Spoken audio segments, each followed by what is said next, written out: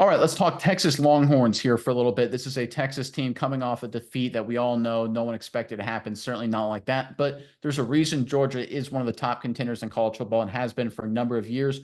One loss does not derail the season. All hope certainly is not lost, but Texas has to rebound and rebound quickly. Feisty Vanderbilt squad coming up, and Coach Sarkisian is making a really smart move that should help refocus this Longhorn squad, address some of the issues. Good news for Texas. I'm Nick, and this is Saturday Morning Inspection.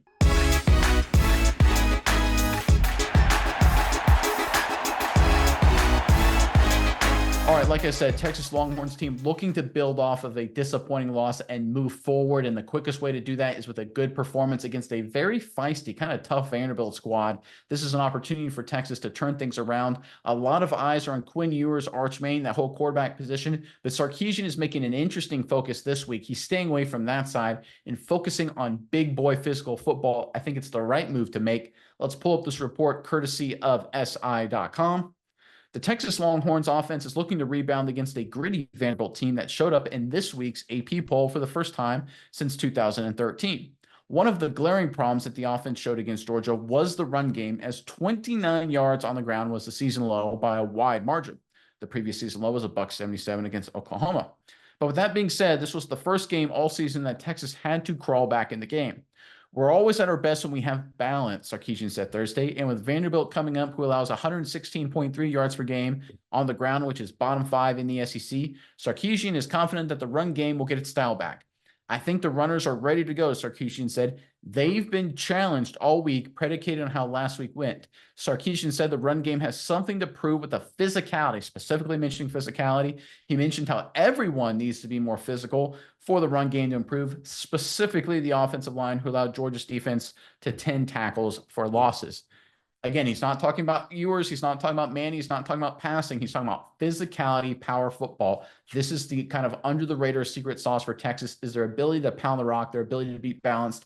And I love Sarkisian putting all the pressure, all the accountability on his running backs and offensive line to come out and address this problem against Vanderbilt.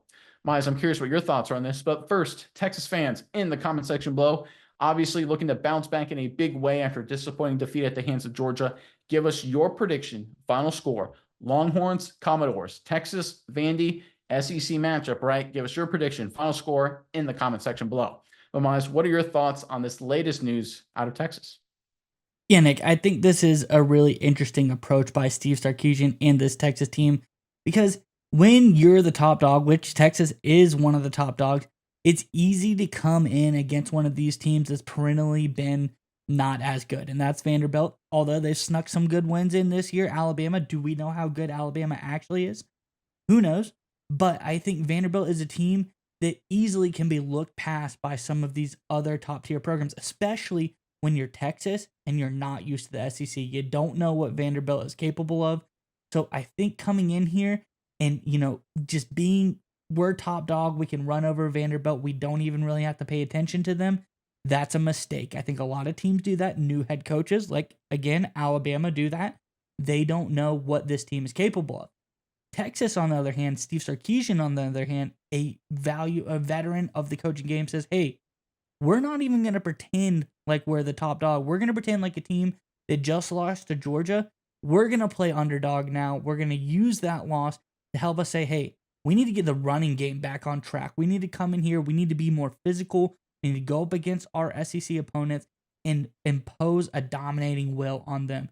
Get our confidence back up, play this game like we just lost to Georgia, which did just happen. I think this is a really interesting move by them. I think they got to get these rushers in, because one of your leading rushers, Jaden Blue, didn't even get a single carry against Georgia.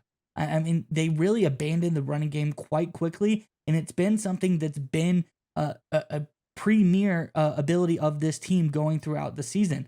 You got 3 guys that are like right in the running. All of them have right around 300 yards this season. 3 running backs and only 29 yards this game. I think that was really just a point where they sold the game there. They didn't do one thing they did best. Now they're getting back to basics, and they're going to do it against this Vanderbilt squad. Yeah, I think you bring up a lot of great points there, but I'm going to kind of take a little bit of a different approach. A lot of attention, a lot of focus this week has been on Sarkisian, the quarterback position, how we treated Ewers, Manning getting some series there in the middle of the Georgia game. What's going on there? It's an interesting dynamic that a lot of talking heads are talking about. And Sarkisian could have, and 99% of coaches in all of college football would have said something either inadvertently or not that would have stirred the pot, may have ignited a quarterback controversy, or may have at least created a distraction for a Texas team that literally is in a great position to win a national title. This isn't a team trying to go top 10 or, maybe make a run at a New Year's Bowl or something like that. This is a team that's obviously contending to win the whole darn thing this year. You cannot afford to have any distractions. Certainly you can't have any outside the locker room. And the best way to do that is to deflect. The master example of all time, if you go back to the 2014 NFL season, was when Tom Brady, New England Patriots, off to a rough start that season. Brady was benched in the second half of a game against the Chiefs that they lost by 1 million. His backup, Jimmy Garoppolo, did a lot of good things when he replaced Brady. And then Belichick, after the game, was asked, what's going on there? Situation, Brady, Garoppolo, quarterback, anything like that? And what did Belichick famously say? We're on to Cincinnati. We're on to Cincinnati. We're on to Cincinnati. He didn't even acknowledge the point. He said, listen, we're focusing on the Bengals. Sarkisian, all week long, his focus has been, we're going to run the ball. Let's be physical. Hey, we've got a great offensive line. We got great running backs. How about we be physical? The reporter asked, what about the quarterback position? I don't care. Let's be physical. Well, Ewers, let's run the ball. Manning, how about let's talk about the guards, right? And this is great roster management, player management, leadership by Sarkisian. Now, it doubles as a good strategic move, right? You want to be able to run the ball and be balanced. But the reality is this is a master class deflections. It avoids a story that was taking over the news a little bit to die down completely. No one is talking by the time we're recording this video about any Ewers or Manning conflict. It is 100% now talking about how much Texas can run the ball against Vandy. Master class leadership move here by Steve Sarkisian.